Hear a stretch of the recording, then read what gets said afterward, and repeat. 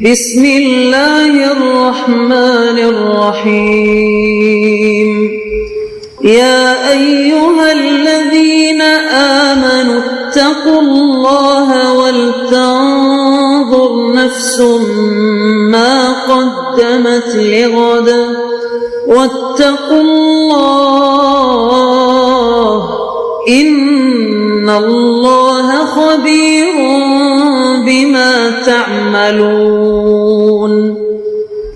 اے ایمان والو، اللہ سے ڈرتے رہو اور ہر شخص کو دیکھنا چاہیے کہ اس نے کل یعنی آخرت کے لیے کیا سامان بھیجا ہے، اور ہم پھر کہتے ہیں کہ اللہ سے ڈرتے رہو، بے شک اللہ تمہارے سب اعمال سے خبردار ہے۔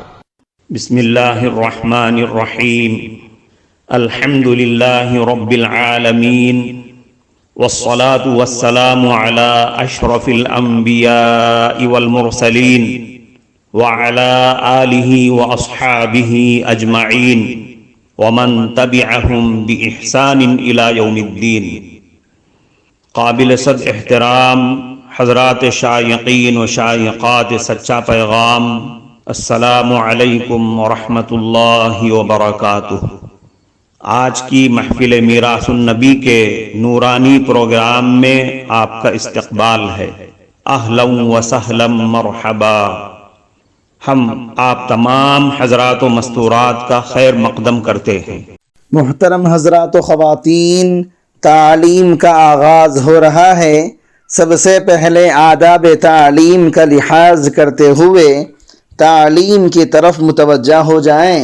پورے دھیان سے سننا، عمل کی نیت سے سننا اور تبلیغ کی نیت سے سننا، یعنی سنی ہوئی باتیں دوسروں تک پہنچانے کے جذبے سے سننا۔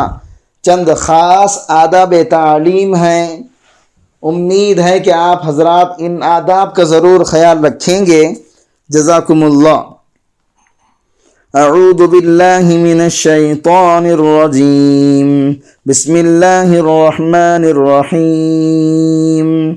فَإِذَا قُضِيَتِ الصَّلَاةُ فَانتَشِرُوا فِي الْأَرْضِ وَابْتَغُوا مِن فَضْلِ اللَّهِ وَاذْكُرُوا اللَّهَ كَثِيرًا لَعَلَّكُمْ تُفْلِحُونَ۔ قرآن مجید کی آیت کی روشنی میں آپ حضرات کے سامنے جو بات عرض کرنی ہے وہ ہمارے سماج میں پایا جانے والا ایک عمل جس میں تقریباً لوگ بہت ہی کوتاہی کرتے رہتے ہیں، وہ ہے گھر کی عورتوں اور خواتین کا جاب کرنے اور ملازمت کرنے کے لیے گھر سے باہر جانا۔ کہ اسلام میں عورتوں پر یہ ذمہ داری اللہ نے رکھی ہے کہ وہ اپنا پیٹ بھرنے کے لیے خود سے کمانا، جاب کرنا شروع کر دیں۔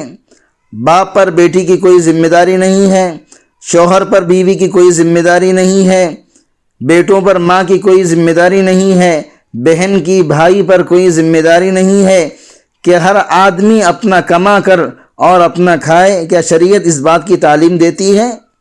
یا شریعت یہ کہتی ہے کہ عورتیں گھر کی ملکہ بن کر رہیں، مرد کما کر اپنی ماں، اپنی بیوی، اپنی بیٹی کی حفاظت بھی کرے اور ان کی تربیت اور دیکھ بھال بھی کرے؟ قرآن مجید کی آیت میں اللہ رب العزت ارشاد فرماتے ہیں، فَإِذَا قُضِيَتِ الصَّلَاةُ فَانتَشِرُوا فِي الْأَرْضِ وَابْتَغُوا مِن فَضْلِ اللَّهِ۔ جب تم نماز ادا کر لیا کرو تو زمین میں پھیل جاؤ، اللہ کے فضل کو تلاش کرو، یعنی اللہ نے روزی کمانے کے جو اسباب دنیا میں پیدا کر رکھے ہیں ان میں سے کسی نہ کسی سبب کو اپنا کر کمانا شروع کر دو۔ اس آیت سے پہلے یہ بات سمجھ لینا چاہیے، پہلے اللہ یہ فرما رہے ہیں کہ نماز مکمل پڑھ لو پھر نکلو۔ تو جو لوگ یہ کہتے ہیں بھائی ہمیں نماز کو وقت نہیں ملتا، نوکری میں مصروف ہیں، اللہ کے بندو پہلے آپ کو نماز پڑھنے کا حکم ہے، اس کے بعد کمائی کرنے کا حکم ہے۔ پھر یہ سوچ کیسی کہ نماز کے لیے وقت ملا تو نماز پڑھ لی جائے گی ورنہ نہیں پڑھی جائے گی؟ کیا نوکری کرتے ہوئے کبھی یہ خیال آیا وقت ملا تو نوکری کر لیں گے، وقت ملا تو بزنس کر لیں گے؟ جیسے اس کے لیے وقت نکال کر جاتے ہو، 8 گھنٹے نوکری کرنے کے لیے جاتے ہو، ڈیوٹی نبھانے کے لیے جاتے ہو، 2 رکعت نماز پڑھنے کے لیے آپ کو وقت نہیں مل رہا ہے، 4 رکعت ظہر اور عصر کی پڑھنے کے لیے آپ کو وقت نہیں مل رہا ہے، تو پہلی بات یہ سمجھ لینا چاہیے کہ نماز پہلے ہے، اس کے بعد ہے کمانا۔ دوسری بات، اللہ نے یہ فرمایا نماز ادا کر لینے کے بعد اب مزید تمہیں آخرت کمانے کے لیے قرآن کی تلاوت، ذکر، تعلیمی حلقے، ان تمام کی ضرورت نہیں ہے۔ نماز کے بعد روزی روٹی کی فکر کرو۔ البتہ اگر کسی کے پاس ایسی سہولت ہے کہ وہ مارکیٹ بھی نہیں جائے تو بھی گھر چلتا ہے، باپ دادا کی پراپرٹی ہے، اتنے مکانات ہیں کہ ان کے کرایوں سے گھر کا بندوبست ہو جاتا ہے، یا کسی جگہ پر پیسے لگا رکھا ہے، اس کے ذریعے سے آمدنی آ رہی ہے تو یہ اور بات ہے۔ لیکن عام لوگوں کو یہ حکم ہے کہ نماز سے فارغ ہو جانے کے بعد اب زیادہ صوفی بننے اور بزرگ بننے کی کوشش مت کرو، کمانا چھوڑ کے بیٹھے ہو جبکہ بوڑھے ماں باپ کما رہے ہیں، جوان اولاد عیاشیوں اور مستیوں میں سرگرم ہے۔ وہ نوجوان حقیقتاً دیندار ہو یا پھر شکلاً اور صورتاً دیندار ہو، کوئی سسرال پر بھروسہ کر کے بیٹھا ہے، کوئی بیوی کے سہارے سسرال کا لوٹ کے کھانا چاہتا ہے، ان تمام کو اللہ یہ حکم فرماتے ہیں یہ کوئی دینداری اور عقل مندی نہیں ہے کہ تم کسی پر بوجھ بن کر بیٹھ جاؤ، بلکہ کمانے کی راہ نکال لو، کمانا شروع کر دو۔ اللہ کے نبی صلی اللہ علیہ وسلم نے ایک موقع سے فرمایا اللہ پر بھروسہ کرنا ہے تو ایسا بھروسہ کرو جیسے پرندے بھروسہ کرتے ہیں۔ پرندے بھروسہ کیسا کرتے ہیں؟ اپنے گھونسلے سے خالی پیٹ نکلتے ہیں، پیٹ بھر کے واپس آ جاتے ہیں اور چونچ میں اپنے بچوں کو بھی لے کر آتے ہیں۔ کوئی پرندہ کہیں اپنی سرٹیفکیٹ یعنی سند لے کر نوکری تلاش کرنے کے لیے نہیں پھرتا۔ پرندوں کی کوئی مارکیٹ نہیں ہے، پرندوں کی کوئی دکان نہیں ہے، ان کو معلوم ہے کہ روٹی کا انتظام کہیں متعین طریقے پر موجود نہیں ہے، لیکن اس کے باوجود بھی اپنے گھونسلے سے خالی پیٹ نکلتے ہیں اور پیٹ بھر کر واپس آ جاتے ہیں اور چونچ میں اپنے بچوں کے لیے بھی لے آتے ہیں۔ تو اس سے کیا معلوم ہوا؟ مارکیٹ میں کون ہمیں دے گا یہ اہم نہیں ہے، بلکہ آپ قدم اٹھاؤ اور جب شام کو لوٹو گے تو آپ کو کچھ نہ کچھ مل کر ہی رہے گا۔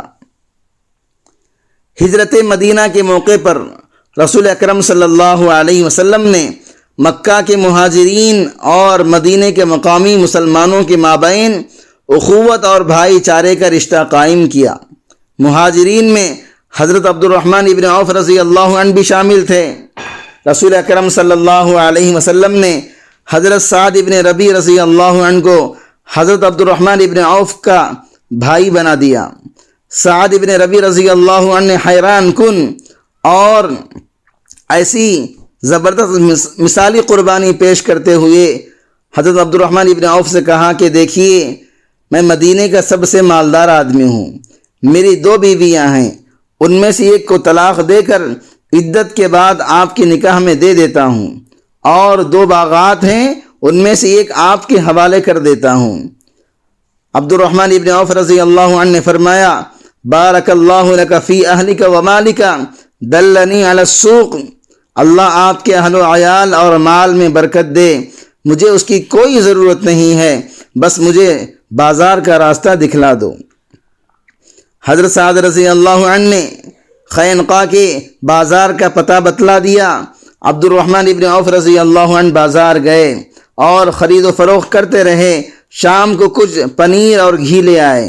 اس کے بعد وہ روزانہ بازار جاتے اور تجارت کرتے۔ ایک دن ان کے لباس پر شادی کی نشانی یعنی زعفرانی رنگ لگا ہوا تھا۔ رسول اکرم صلی اللہ علیہ وسلم نے پوچھا عبد الرحمن یہ کیا ہے؟ عرض کیا میں نے ایک انصاری عورت سے نکاح کر لیا۔ آپ صلی اللہ علیہ وسلم نے دریافت فرمایا اس کو مہر میں کیا دیا؟ عرض کیا کھجور کی گٹلی کے برابر سونا۔ نبی کریم صلی اللہ علیہ وسلم نے فرمایا ولیمہ ضرور کرو چاہے ایک بکری ہی کے ذریعے کیوں نہ ہو۔ آپ کی تجارت ترقی کرتی رہی اور اتنی وسعت اختیار کر گئی کہ وہ وقت بھی آیا جب مدینے کی گلیوں میں آپ کے قافلے پہنچ جاتے تو پورا شہر لرز جاتا اور شور سن کر لوگ اکٹھے ہو جاتے۔ آپ کی تجارت کی کامیابی کا بڑا راز اللہ کے راستے میں خرچ کرنے کا تھا، جس کی وجہ سے ان کا مال گھٹتا نہیں تھا بلکہ بڑھتا ہی رہتا تھا۔ آپ نے مختلف مواقع پر اللہ کے راستے میں 40,000 درہم، 50,000 دینار، 200 اوقیہ سونا، 500 گھوڑے، 1500 اونٹ دے دیے تھے، جبکہ محترم ناظرین کرام، اس دینی اور ایمانی بیان کو سننے کے دوران ہی اس کو لائک کر دیجئے اور شیئر بھی کر دیجئے تاکہ دوسرے بھی اس سے فائدہ اٹھا سکیں۔ اللہ آپ کو جزائے خیر عطا فرمائے۔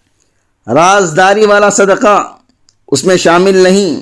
آپ کی سخاوت کے بارے میں کہا جاتا ہے کہ عبد الرحمن ابن عوف رضی اللہ عنہ کے مال سے اہل مدینہ 3 طرح سے فائدہ اٹھاتے تھے۔ 1/3 کو قرض حسنہ مل جاتا، 1/3 کے واجب الادا قرض ادا کر دیے جاتے، اور 1/3 کو عطایا ہدیے دیے جاتے۔ اتنی دریا دلی اور بے مثال سخاوت کے باوجود وفات کے بعد ان کی وراثت میں 1000 اونٹ، 100 گھوڑے، 300 بکریاں تھیں۔ کہا جاتا ہے کہ ترکہ میں بچ جانے والا سونا اتنا زیادہ تھا کہ ورثہ میں کاٹ کر تقسیم کرنے والے مزدوروں کے ہاتھوں میں چھالے پڑ گئے تھے۔ عبد الرحمن ابن عوف رضی اللہ عنہ کی 4 بیویاں تھیں، ہر ایک کو وراثت میں 1,00,000 دینار ملا۔ اللہ کے راستے میں خرچ کرنے کے علاوہ اعلیٰ تجارتی اخلاقیات بھی ان کی کامیابی کا باعث بنی۔ آپ کم شرح نفع کی بنیاد پر چیزیں فروخت کر دیا کرتے تھے، یعنی نفع کم لیا کرتے، جس کی وجہ سے فروخت زیادہ ہو جایا کرتی تھی۔ مال اور دولت کی اتنی فراوانی کے باوجود بھی حضرت عبد الرحمن ابن عوف رضی اللہ عنہ کی عاجزی کی یہ حالت ہوتی تھی کہ اپنے غلاموں کے درمیان پہچانے نہیں جاتے تھے۔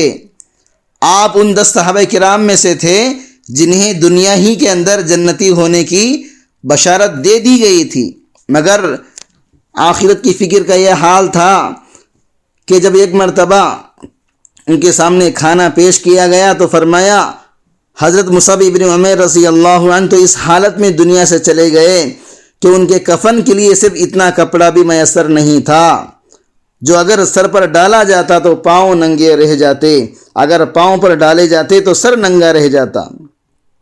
اللہ نے ہمیں دنیا کی اتنی فراوانی دی، مجھے ڈر ہے کہ کہیں ہمیں آخرت کا ثواب دنیا ہی میں نہ دے دیا گیا ہو۔ اس دوران آپ کھانا چھوڑ کر مسلسل روتے رہتے۔ معزز شائقین و شائقات سچا پیغام، آپ کو اندازہ لگ گیا ہوگا کہ یہ مضمون کتنا اہم ہے اور کس قدر فائدہ مند ہے۔ کم سے کم درجے میں سوشل میڈیا کے ذریعے سے بھی ہم اس کو زیادہ سے زیادہ شیئر کریں گے تو دعوت کے فریضے کی کوششوں میں ہم بھی اپنا کچھ حصہ ڈالنے والے بن سکتے ہیں۔ لہٰذا زیادہ سے زیادہ اس کو عام کریں تاکہ پوری دنیا کے ہندوؤں کی غلط فہمی دور ہو جائے اور انہیں یہ زمینی حقیقت معلوم ہو جائے، اور وہ اپنے اصل مذہبی لیڈر پیغمبر آخر الزماں حضرت محمد الرسول اللہ صلی اللہ علیہ وسلم کو ماننے پر مجبور ہو جائیں اور کلمہ پڑھ کر آپ کے ساتھ ساتھ وہ بھی جنت میں جانے والے بن جائیں۔